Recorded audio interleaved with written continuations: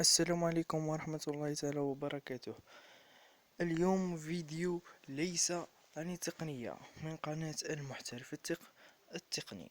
ليس فيديو مثل ما عودتكم عن التقنية.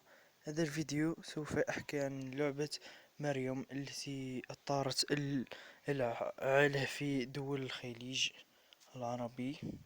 هي لعبة بسيطة فقط تحتل المراكز الأولى في الترند وشيء من هذا القبيل.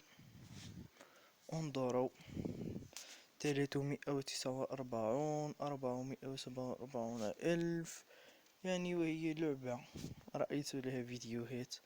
لعبة ليس بهذه الخطورة التي أثارت العاله، لعبة عادية فقط تسألك أسئلة بسيطة، وأنصحكم أنكم لا تضيعوا وقتكم في هذه التفاهات.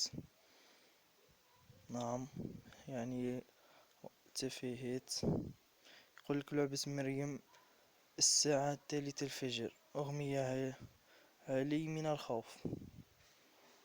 يعني هذه عناوين حتى إنها كاذبة لا تصدقونها.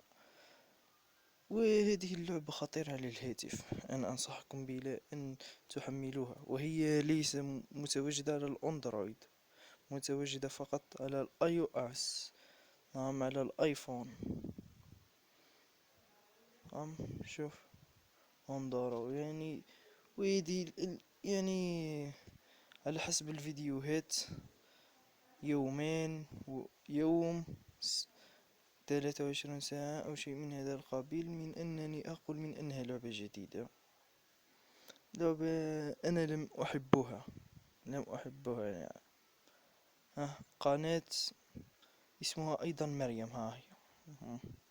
مريم.